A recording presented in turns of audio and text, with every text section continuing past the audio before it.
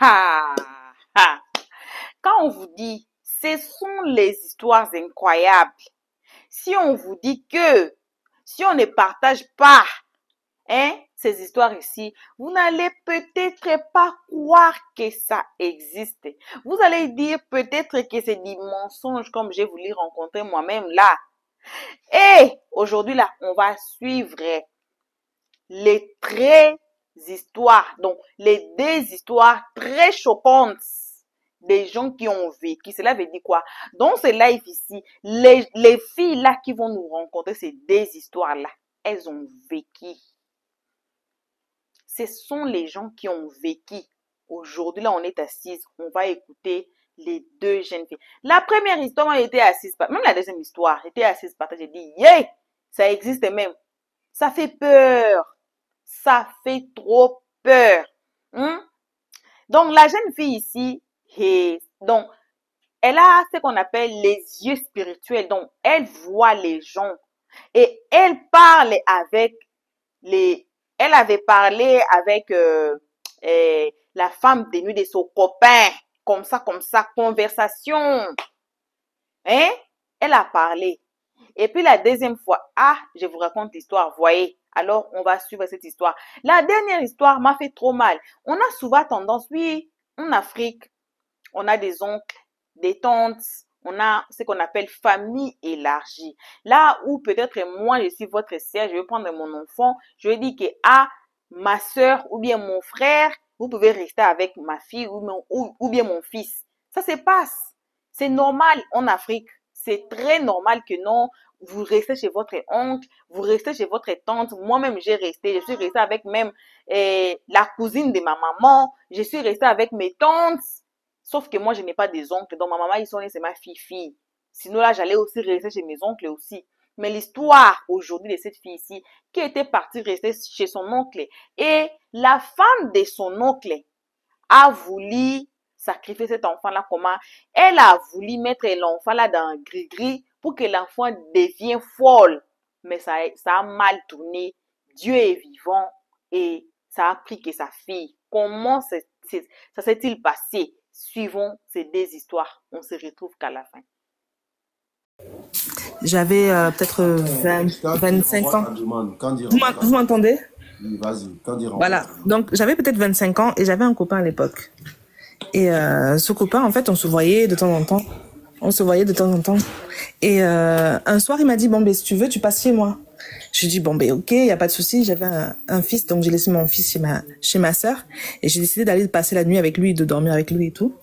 Donc, on se voit, on a passé une bonne soirée et tout ça. Et à la fin de la soirée, on a eu des trucs d'adultes. Et genre vers 4 heures du matin, je vois une femme assise sur mon lit. Une belle femme, elle était magnifique. Vraiment très belle. Magnifique, mais vraiment, je la voyais en fait. Et là, elle m'appelle. Je donne un nom d'emprunt. Elle me dit, Déborah, je te connais.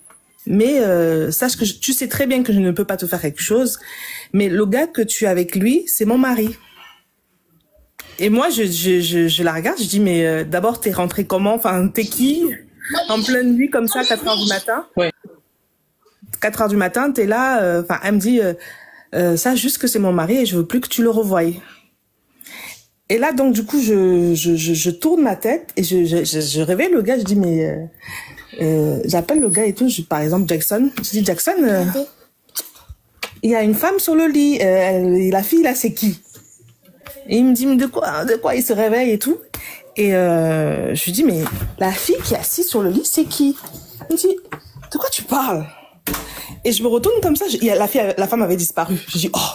Je dis, mais il y avait une femme ici, là. Elle est brune, elle est métisse, elle a des longs cheveux. Elle était assise là, elle m'a parlé, elle m'a dit que c'était ton mari, tu étais son mari, et qu'elle appréciait pas trop que je te fréquente. Elle ne pouvait pas me toucher, mais elle était là. Il me dit, mais non, et tout, tu rêves, et tout. C'était un rêve. Je dis, non, je l'ai vu de mes propres yeux. Comme toi, je te vois, je lui ai parlé. Et après, il me dit, et à partir de ce jour-là, j'ai décidé de le fuir. Et après, il a essayé de me joindre. Il me dit, mais vraiment, explique-moi et tout. Donc, je lui ai expliqué. Et puis, il me dit, bon, mais c'est quand même bizarre ce que tu me dis parce que je fais beaucoup de rêves où je vois une femme. En haut, c'est une femme. En bas, c'est un garçon. Et on a toujours des rapports, des trucs comme ça. Et c'est quelqu'un de très jalouse dans mes Non, rêves non, et non, tout. non, attends. Et- Est-ce qu'on peut revenir un peu en arrière? oui, oui. Vas-y. Attends, tu expliques une histoire qu'on t'a expliqué, mais c'est quelque chose que tu as Non, vécu. non, non, c'est vécu. C'est moi, j'ai vu la femme. C'est moi, je l'avais vue. On revient quand tu es venu la voir sur le lit là. Et puis Oui. tu as appelé ton gars là, on revient sur ce côté-là, puis on Oui. visser. Voilà. Donc, vous revenez en arrière. Donc, elle était assise à ma droite et lui dormait à ma gauche. Donc, je me mets à la gauche pour dire, réveille-toi, explique-moi ce qui est cette femme parce que il était 5 heures du matin. C'est-à-dire que vraiment le lever du soleil là, à ce moment-là. Donc, je dis, mais, moi-même, j'étais un peu dans les vapes. Je dis, mais explique-moi qui est cette femme parce que, madame, elle sort d'où en fait? Elle sort d'où? Et quand je le réveillais, tu sais, il prenait du temps à se réveiller. Je faisais que le bousculer parce que moi, je voulais les explications. Et là, je me suis retournée. Et quand il s'est réveillé, je lui ai dit, c'est qui cette femme? Et quand il s'est réveillé, il y avait plus personne. Elle avait disparu, en fait. Et c'était, en fait, sa femme de nuit. C'était sa femme de nuit. Et je lui ai expliqué. C'est bon, après, je l'ai plus jamais revu. J'ai plus voulu le revoir. Mais je lui ai dit, par contre, il faudrait que tu ailles voir un pasteur et tout ça parce que je l'ai vue. Elle m'a parlé. Et ce qui m'a troublé, ce qu'elle m'a dit... Tu es trop rapide. Ici, là, on aime les détails, il ne faut pas parler. Ah, d'accord, ok. Posez-moi toutes les questions, il n'y a pas de souci. Non, non, ce n'est pas une histoire de questions. Allons doucement. Ici, là, tu as le temps. Est-ce que tu as mis une sauce au feu? Non. Est-ce que tu as quelque chose à faire? Non, non, non, Allons non. doucement. Tu as vu la dame là sur le lit. Oui. Quelle est la conversation qui a eu lieu jusqu'à ce que la dame disparaisse? On veut comprendre. D'accord. Donc, elle me regarde. Elle était tellement... J'ai dit que j'ai jamais vu une femme aussi belle. Elle était tellement belle. Elle était claire. Une belle métisse, en fait. Les cheveux bouclés. Donc, elle me dit ceci. Bon, je vais dire mon je vais choisir un nom d'emprunt parce que je veux pas dire mon prénom. Elle me dit, Déborah, tu sais, elle me dit, tu sais que je ne peux pas te toucher, mais l'homme avec qui tu es, c'est mon mari. J'ai dit, oh, comment ça? Elle me dit, c'est mon gars. Toi, je ne peux pas te toucher. Je ne peux pas avoir accès à toi. Je ne peux pas te faire du mal. Mais lui, là, je veux plus que tu aies affaire avec lui. Je veux que tu le laisses tranquille, en fait. Mais comme la fille était tellement belle, était tellement gentille, moi, j'aime pas faire les problèmes pour rien. Donc, je lui ai dit, attends. On va réveiller le gars. Moi, en fait, je pensais que c'était une de ses copines qui était venue sans que nous on l'entende, en fait, pendant qu'on était dans le lit. Moi, je m'attendais à ça. Donc, du coup, moi, je voulais régler le compte des deux, là. Je voulais que les deux parlent. Parce que moi, j'aime pas comprendre pour une imbécile. Donc, quand j'ai rêvé le gars, il a pris du temps à se réveiller parce qu'il était là. Elle a parlé quelle langue? La dame, elle a parlé quelle Elle me langue? parlait, en fait, alors, chose qui est bizarre, c'est que elle me parlait avec le regard. Je sais pas comment expliquer ça. Eh, Seigneur. C'est-à-dire que j'entendais, c'est comme si c'est... C'est la communication. Ouais, ça, c'est leur communication. Il te regarde directement, il installe tout ce qu'il veut te dire dans ton cerveau, à travers les yeux. Exactement. À travers les yeux, il te le passe, le message dans ton cerveau. C'est ça. Elle me parlait pas comme toi et je suis en train de parler avec toi. Elle me regardait, mais on avait une vraie conversation. Je sais pas comment vous expliquer ça. C'est quelque chose que je n'arrive pas encore à expliquer. Je lui parlais, je lui répondais. Faut bien mettre ton écouteur là, pardon. Faut bien mettre ton écouteur là. C'est dossier.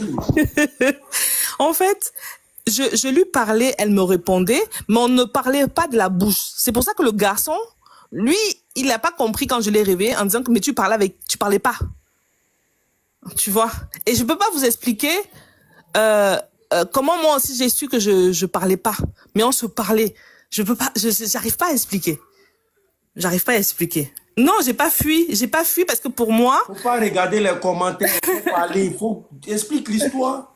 Donc, ton histoire. Donc, en fait, elle me parlait par télépathie. Moi, je lui répondais. Mais pour moi, en fait, dans ma tête, dans mon esprit, c'est comme si on se parlait. Je sais pas comment vous expliquer. C'est que je voyais bien qu'on se parlait par télépathie. Voilà. Donc, du coup, en fait, mais mon esprit avait conscience qu'on se parlait par télépathie. Mais moi, pour moi, c'est qu'on se parlait dans la bouche. Vous voyez? Et donc, c'est comme ça que je me suis retournée pour réveiller le garçon, pour dire qu'il y a une femme ici, tu vas m'expliquer qui c'est. En fait. Et quand il s'est réveillé, quand je me suis retournée pour dire, madame, le voici. Il va nous dire. Elle était plus là, elle avait disparu. elle avait disparu.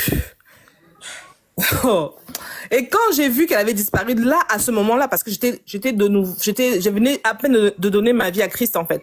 Vraiment, j'étais bébé, comme on dit, un mois avant, je donnais ma vie à Christ. Donc, là, avec les enseignements que j'avais eus, j'avais compris qu'en fait, c'était un esprit de nuit. Une femme de nuit. Donc, le lendemain, j'ai dit que pardon, papa. Là où je suis là, j'ai trop de problèmes pour commencer à gérer les rivalités avec les esprits. Non, en fait, je lui ai même pas dit ça sur le coup. Je suis partie. Et c'est quand il a essayé de m'appeler, je répondais plus. À un moment donné, je me suis dit, bon, il a insisté. Il était venu devant chez moi. Et c'est là que je lui ai dit qu'écoute, voilà ce qui s'est passé, voilà. Mais tu devrais aller voir un pasteur parce qu'il y a une femme là, elle va pas te laisser, ça va pas être facile pour toi de faire sa vie. Elle est pas méchante. En tout cas, avec moi, elle a pas été méchante. Mais elle est là. Et elle sait que c'est sa place. Et à l'époque, il me disait, ah, bon, je fais souvent des rêves où je vois une femme en haut du buste, jusqu'en bas du buste, c'est un garçon qui vient vers moi, qui essaie de m'embrasser. Et quand je vois qu'elle essaie de m'embrasser, je me réveille en sursaut. C'est lui qui m'explique ça. Je lui dis, ah, en tout cas, il faudrait que tu ailles voir un homme de Dieu ou quelque chose, moi, à l'époque. Et donc, voilà l'histoire, en fait. Mais ça m'est arrivé. J'ai eu ce moment-là 2 fois dans ma vie, en fait. 2 fois, ça m'est arrivé. Où je vois, je sais pas comment expliquer, je vois les esprits, en fait. Je les vois. Je sais pas comment expliquer ça. Ça, c'est la première histoire. La deuxième histoire, encore pas loin de cette année-là, j'avais un groupe d'amis. Elles aimaient beaucoup faire la fête, les ambiances et tout et tout. Moi, j'étais pas une fille de fête. J'aime pas sortir. J'ai jamais vraiment aimé l'ambiance. Donc, j'étais restée à la maison. Et elles étaient parties en boîte. Maintenant aussi, aux alentours de 4h, 5h du matin, je sais pas pourquoi, moi, c'est toujours cette heure-là. Je suis couchée, ma copine entre dans la chambre. Donc, je les vois rentrer et puis je vois une femme entrer, une femme un peu comme une peule. Très belle, avec une robe blanche en tissu, enfin, une peule, quoi. Un peu éthiopienne, genre un peu comme ça. Je la vois rentrer et tout. Donc, je la vois aussi la suivre. Et je vois, elle demande... donc, elle est là. Ma copine... Bon, je me suis dit que c'est une fille qu'elles ont emmenée. Elle s'endort, on s'endort. Et je vois encore la fille, elle revient. Elle pose la question à ma copine. Marie, elle ouvre Balia. Donc, Marie a dit... Donc, elle dormait, ma copine dormait. Elle dit, je sais pas où elle est. Et donc, la fille insiste encore, mais elle est où? Une autre copine à nous, en fait. Elle est où? Et donc, je la vois, la femme, elle cherche vraiment l'autre copine qu'on avait et tout. Et je lui dis, et moi, j'étais encore entre le sommeil, toujours entre le sommeil et la réalité. Et je lui dis, mais Marie, la fille, là, tu vois pas qu'elle cherche notre amie, elle est où? Et puis, c'est là, quand je lui dis ça, c'est là que ma copine se réveille. Elle me dit, de quoi tu parles? J'ai dit, mais la fille, là. Je me retourne, la fille avait disparu. Et elle cherchait notre amie, là. Notre troisième amie. Et notre troisième amie, elle était partie avec un garçon, enfin, et ça s'était mal passé. Les histoires, vraiment, j'ai eu beaucoup d'histoires cette année-là. Là, il dit, oh, est-ce que tu es simple? Je sais pas, oh. Mais ça un peu, ça te fait... Non, mais c'est... Tu es habitué à ça. Ça arrivait. Non, mais ça arrivait que ce temps-là. Après, c'est plus arrivé. Mais c'est vrai que cette année-là, je sais pas, il y avait un passage. Mais... Donc voilà quoi. Voilà les histoires. Merci pour ton histoire. Merci à vous. Ouais. Christelle. Bonsoir. Est-ce que vous Arrêtez de traiter les histoires des gens de Bénin, s'il vous plaît. Moi, je demande le respect et la convivialité ici. Faut même dire que les gens vont pas vous manquer de respect. Ne manquez pas de respect aux gens. Les gens ont leur histoire, ils viennent de raconter. Si vous n'avez pas d'histoire à raconter, arrêtez de traiter ça de bien. S'il vous plaît, nous devons pardon. Ne venez pas prendre malédiction ici. Je vais juste te poser un Ok, merci. Ne venez pas prendre malédiction ici, s'il vous plaît, nous devons pardon. C'est une motivation à vie, c'est important. Quand tu arrives à rencontrer ce genre de personnes, vous parlez toujours en télépathie. Vous parlez pas... C'est-à-dire que c'est comme si les autres ne voyaient... Non, c'est toujours la télépathie, en fait. La bouche ne parle pas. Mais toi, tu parles avec eux. Ok, merci. Christelle, ouvre ton micro, s'il te plaît. Merci beaucoup, from Yvelines. Oui. Oui, vas-y. D'accord. Moi, j'ai une histoire. Bonsoir. Mais Christelle, tu es où? Il y a écho comme ça, là. Je suis au travail, mais je suis seule. Ok, voilà, vas-y. C'est bon? Oui, vas-y, si tu es au travail. Bah, c'est une histoire vécue. Quand j'étais un peu plus jeune, je venais d'avoir l'entrée en sixième. Et j'ai ma mère qui vivait chez son grand frère. Et puis, moi, je partais très souvent en vacances chez ma maman. C'est-à-dire, même si on a congé de 2 jours, je vais chez ma mère. Donc, j'arrive chez ma maman. En ce moment-là, ma mère, à l'époque, elle tenait une boutique. Donc, les matins, tôt le matin, à 5 heures déjà, elle était déjà partie pour sa boutique et elle revenait seulement vers 18 heures. Alors, mon oncle, il était marié. Il avait sa femme, ils avaient une fille. Et avec sa femme, il avait une fille, 3 garçons. Et puis, en dehors du mariage, il avait 2 autres enfants, une fille et un garçon. Mais la fille de mon oncle, là, en question, c'était quelqu'un qui n'aimait pas partager du tout. C'est-à-dire la nourriture, là. Elle n'aime pas partager, que ce soit pour elle, que ce soit pour des gens. Elle n'aimait pas partager. Alors que nous, chez nous, les gens de l'Ouest, on a un peu la culture des gens du Nord. C'est-à-dire, enfants, on mange, les filles mangent ensemble, les garçons mangent ensemble. Et donc, ma cousine, là, tellement elle n'aimait pas partager, c'est-à-dire quand c'est l'heure du repas à midi, c'est en ce moment-là qu'elle sort. On ne sait pas comment, c'est-à-dire tu peux l'apercevoir. Tu peux l'apercevoir pendant qu'ils sont en train de partager la nourriture. Mais une fois qu'on dit la nourriture est prête, venir, elle a disparu de la maison. Tu ne sais pas comment elle fait, mais elle disparaît. Et l'idée derrière, c'était qu'on serve sa part pour qu'elle puisse manger seule, en fait. Voici qu'un jour, sa maman se lève, elle vient faire la cuisine. Je ne sais pas où elle avait enlevé le cabri, mais c'était pratiquement un cabri entier, quoi. Elle a préparé ça dans une grosse marmite. Ce jour-là, on lui a demandé s'il y avait un événement spécial, parce que la tante, c'est une tante qui n'aime pas aller dans la cuisine. Elle n'aime pas aller au marché. Et chez nous, ce sont les jeunes filles qui faisaient tout. Donc, le matin, on va au marché en groupe, on revient à midi, on prépare. Et puis, c'était un peu du style mort subite façon. Et mon oncle, il avait l'argent, il m'en faisait mort subite là-bas. Donc, on mangeait vers 14h par là, 14h30, 15h par là.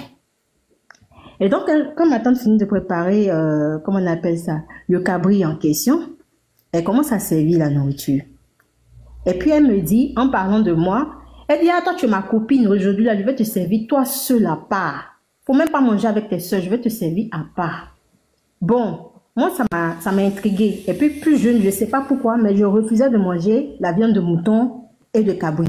C'est-à-dire, il faut faire tout ce que tu veux. Tu vas me donner cette viande, je vais te dire que je ne mange pas. Même si tu ne me dis pas que c'est ça, je saurai que c'est ça, je ne vais pas manger. Et donc, ma tante dit qu'elle va servir. Donc, moi, je m'apprêtais à lui dire non, ce n'est pas la peine qu'elle me serve parce que je ne mange pas ça.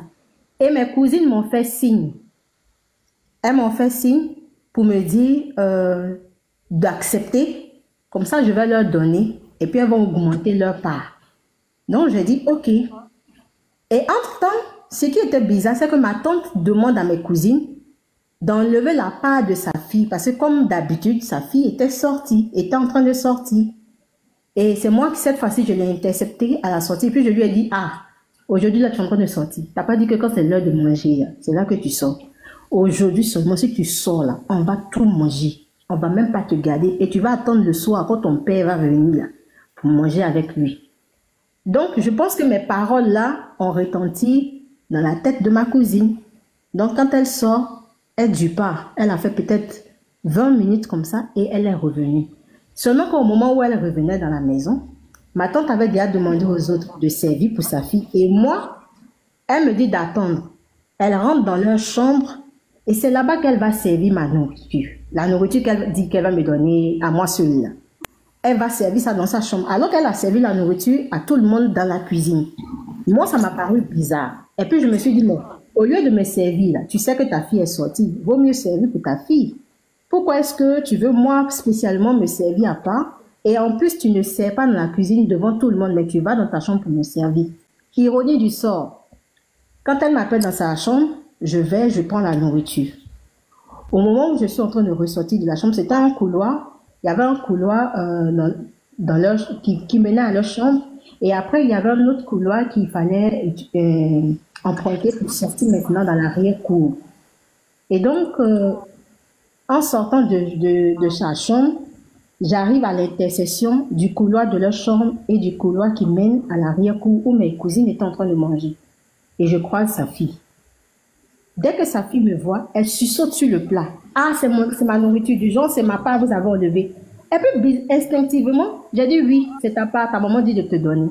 Et j'ai donné ça à ma cousine. Et puis moi, je suis sortie. Donc, mes cousines qui étaient en train de manger, elles me disent, mais où est le plat? J'ai dit non, j'ai donné ça à l'autre. Donc, ce que vous avez servi pour elle là, mangez en même temps.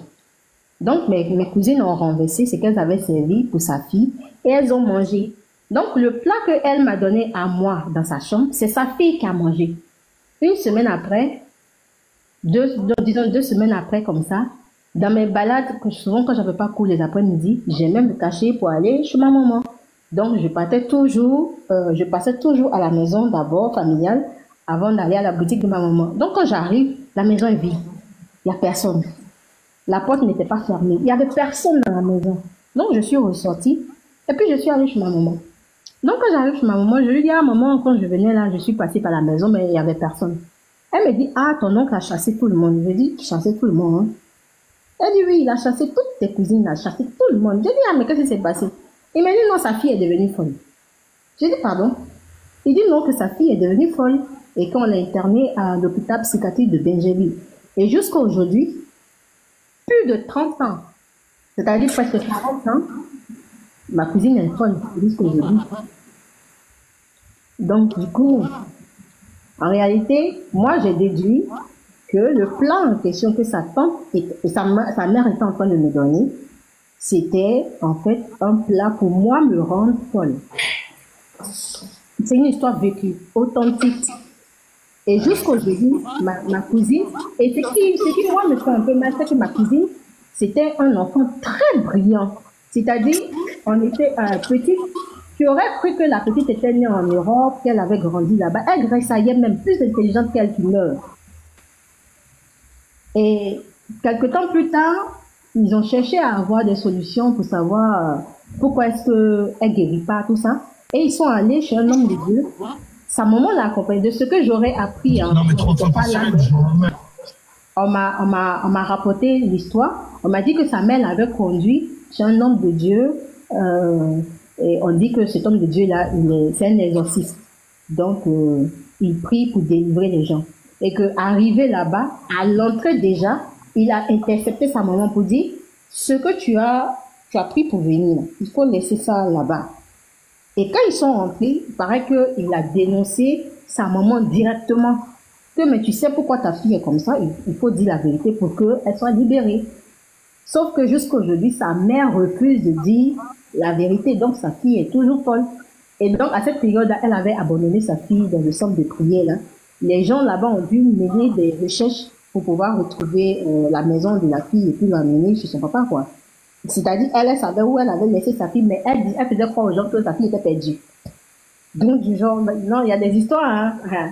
Donc, quand tu viens pas, quand t'es pas d'une certaine famille, on va te raconter des histoires des gens, tu vas penser que c'est une fiction, mais c'est du vécu, réel. Et bon. Tu as échappé belle. Non, mais c'est dû au fait que depuis jeune, je peux dire que j'ai toujours, j'ai eu le 6e sens dont on parle là. Le mien, il est développé en fait. Petite confidence, le mien, il est développé au point où même mon mari ne peut pas me tromper, quoi. C'est-à-dire, même s'il me trompe, il n'a qu'à cacher comme il veut, mais je vais l'attraper. Instinctivement. Je sais pas, mais c'est comme ça. Et au-delà de ça, pour revenir à l'histoire de la fille qui était là précédemment, l'œil spirituel. En fait, ce qu'elle a, c'est ce qu'on appelle l'œil spirituel. Et moi, j'ai pratiquement les mêmes choses, mais en rêve. Je donne une petite histoire, une anecdote. Une fois je dors, je rêve qu'il y a un bébé dans mon rêve qui quitte du 2e étage d'un bâtiment pour tomber. Et dans mon rêve, j'ai réussi à rattraper l'enfant. Et je ne savais pas pourquoi j'avais fait ce rêve. Et le rêve, là, je l'avais fait. L'accident se passait dans le bâtiment des beaux-parents à mon grand frère. Bon, je ne savais pas encore ce que c'était, mais moi, je me suis réveillée avec un sentiment de joie parce que je dis, bon, au moins l'enfant n'est pas décédé dans le rêve, donc c'est déjà une victoire. 2 ou 3 jours après, vers 19h, je reçois un message de mon grand frère qui me dit que sa fille est quittée du premier étage pour tomber chez ses beaux-parents. Et donc, quand je reçois le message, je lui réponds directement, ne t'inquiète pas, elle n'aura rien. Et quand je dis elle n'aura rien, il a répondu Amen. Donc, l'ambulance est venue, ils ont conduit l'enfant, ils sont allés faire les scanners, tout. Je te dis que l'enfant n'a rien eu. Même pas une petite fracture, rien de rien. Donc, les histoires mystiques, là, franchement, ça existe. À ne pas... En tout cas, merci pour ton instinct développé. Si. Mais on peut Voilà, en prier tout cas, pour faut pas trop concentrer ça sur... Faut pas trop concentrer ça sur tromperie des maris, quoi. Faut faire ça pour les non, mais je fais pas les exprès. garçons, là, s'ils t'ont trompé, là, même si tu veux voir là, la NASA, tu peux pas voir. Moi, tu veux que je te raconte une autre histoire? Non. Une autre histoire? Non, une autre histoire. Parce que là, j'étais de passage. Demain, tu peux passer demain à 18h. Pas trop sûr. Pas trop sûr, mais bon, de temps en temps, je vois ton live apparaître. Voilà, la prochaine fois, je vais monter. Il n'y a pas de souci. Bonne soirée. Bonne soirée. Ah, instinct là, faut que... Ma chérie, tu n'as pas encore tout vu. Faut faire ça pour les bonnes causes. Les avaient de tromperie là. Ça a été tellement trop choquant qu'on a même oublié de vous saluer.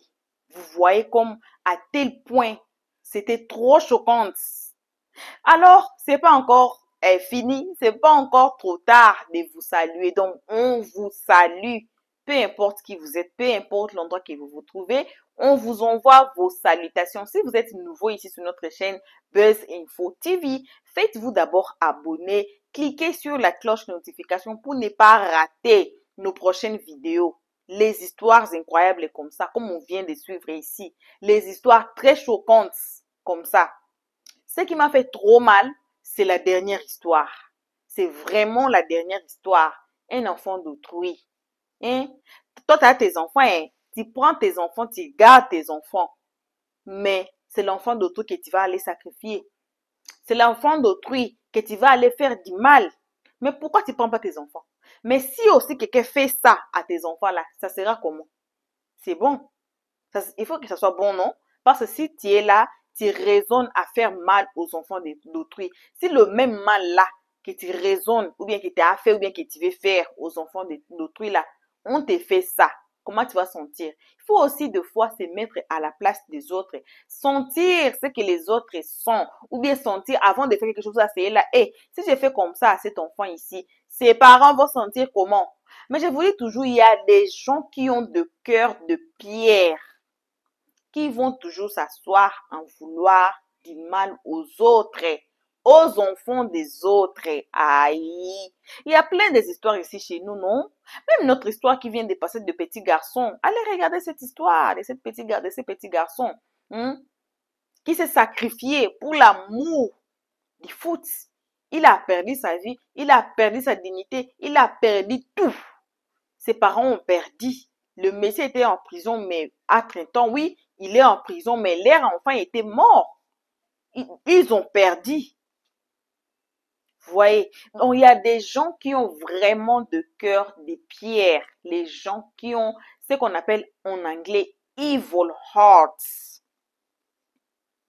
Qui sont là, they don't mind. They really don't mind. Ils sont là, ils voient que ce qu'ils font là, c'est normal. Alors, protégeons nos enfants. Surveillons nos enfants. Vraiment surveillons nos enfants. En Afrique, ça c'était longtemps, mais ça continue, ça. Dans d'autres familles, ça continue toujours. Que non, il faut avoir beaucoup des enfants. C'est comme si Dieu avait dit que non, il faut remplir la terre. Là, on a donné ça. Après les Chinois, les Asiatiques, c'est nous. On va remplir la terre. On a souvent habitude ou bien on a souvent tendance à avoir beaucoup des enfants. Donc, en Afrique, si vous êtes marié, on peut vous pardonner peut-être une année. Mais l'année qui va suivre là, c'est par force que vous devez avoir des enfants. Oui, c'est bien d'avoir des enfants pour votre progéniture. Cela veut dire quoi? Vos enfants là, c'est votre futur. Donc, vos enfants là, ce sont eux qui vont vous représenter. On va dire que, ah, ça c'est l'enfant d'un tel. Voyez, c'est bon d'avoir les enfants. Mais ayons des enfants qu'on peut quand même prendre soin.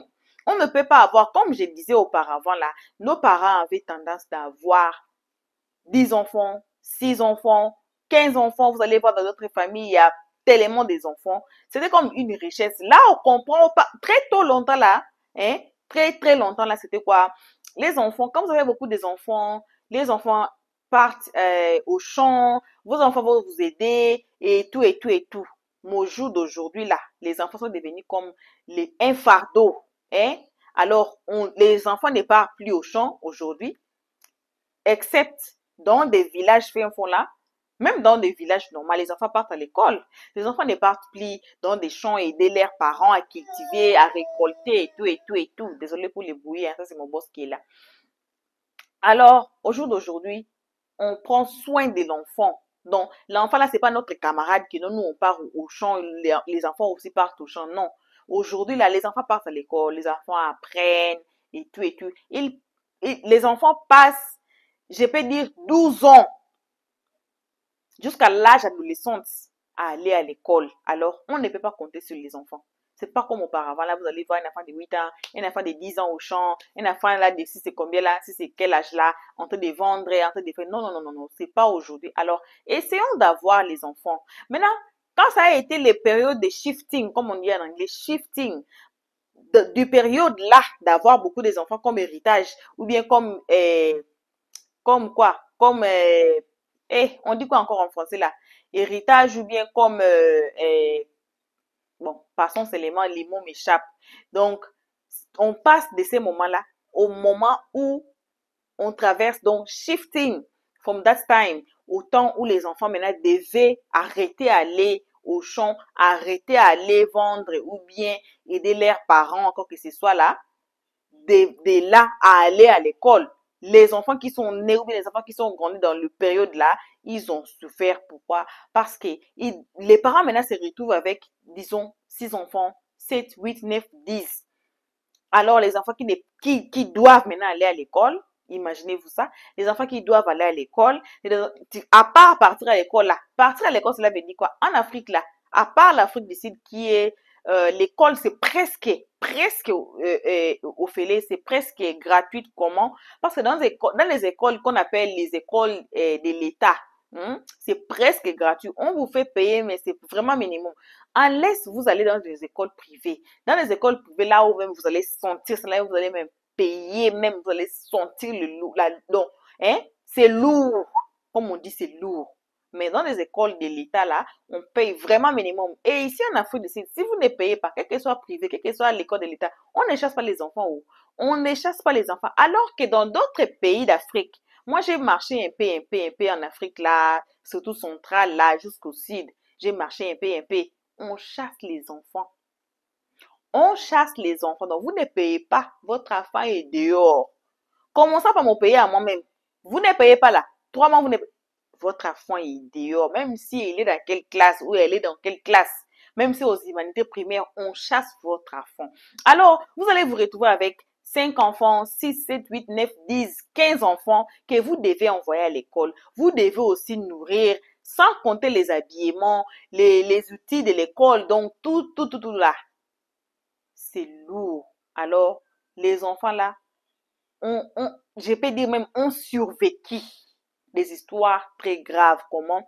Il faut que non, prenez votre enfant, envoyez chez l'oncle qui a un peu de l'argent, comme ça l'oncle là va payer. Surtout, on envoyait les enfants là pour la scolarité. Surtout, c'était pour la scolarité parce que c'était le période, comme j'ai dit, de shifting. Vous voyez?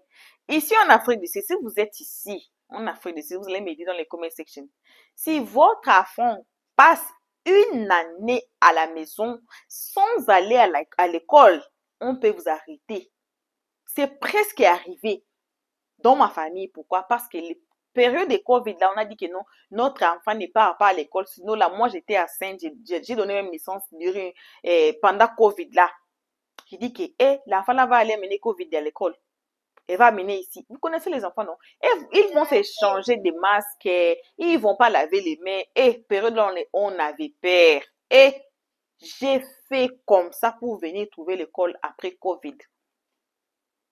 On a failli nous arrêter ici à la maison parce que l'enfant a passé une année sans aller à l'école. On peut vous arrêter. Alors, on ne veut pas aussi que notre enfant aussi soit à la maison. Peut-être que notre enfant a, disons, 10 ans. Exemple, l'enfant devait être maintenant en 6e primaire et que vous n'avez pas d'argent à envoyer votre enfant à l'école. Et l'enfant a maintenant 12 ans, 2 ans à la maison pour que l'enfant rentre encore à 6e primaire. Il y a plusieurs enfants aussi dans cette période-là qui ont raté leurs éducations, qui ne sont plus encore allés à l'école à cause du retard. C'est pour cela on a envoyé les enfants là. Et toi tu pars chez l'oncle. Et toi tu pars chez la tante. Et là où les gens qui avaient un peu de moyens pour prendre soin des autres enfants. Alors, c'est ça les enfants là. C'est les genres d'histoires que les enfants là ont vécu dans leur vie à cause de fautes de moyens de parents dans le période de shifting. Vous voyez? Donc, ça m'a fait trop mal cette histoire de la jeune fille, mais heureusement, Dieu ne dort pas. Dieu est là toujours pour ses enfants. La fille a pu s'échapper à ce qui voulait arriver ou bien à ce qu'il fallait que ça arrive à elle. C'est arrivé à la fille de son oncle elle-même. Donc, ce n'est que ça. Désolé pour le bouillon. Ça, c'est mon boss qui est là. Désolé. Alors, j'ai beaucoup parlé. J'ai vraiment donné des conseils ici. J'ai bien parlé ici. Alors, si vous êtes nouveau, mais ne sortez pas, s'il vous plaît. Ne sortez pas. Moi, je vais chercher les noms pour vous. Voilà, les passagers. Ne soyez pas passagers ici. Ici, quand on regarde la vidéo, on reste, on s'abonne. Si vous aimez des conseils comme ça, vous aimez des histoires comme ça, des histoires incroyables, faites-vous abonner. Si vous êtes amoureux des histoires incroyables, des histoires d'horreur, car d'autres histoires ici, ça fait peur. Ça fait mal, d'autres histoires. Nos 2 histoires qui viennent de passer, ça fait peur, ça fait mal. Alors, si vous voulez bénéficier des peu des conseils qu'on a à donner et puis des conseils des histoires qu'on met ici, faites-vous abonner. Cliquez sur la cloche de notification pour ne pas rater nos prochaines vidéos. Pour l'instant, que vos gros bisous. On se retrouve tous ensemble qu'à la prochaine épisode. Pour l'instant, on dit bye bye. Merci d'avoir suivi. Abonnez-vous massivement et surtout, n'oubliez pas de cliquer sur la note de notification.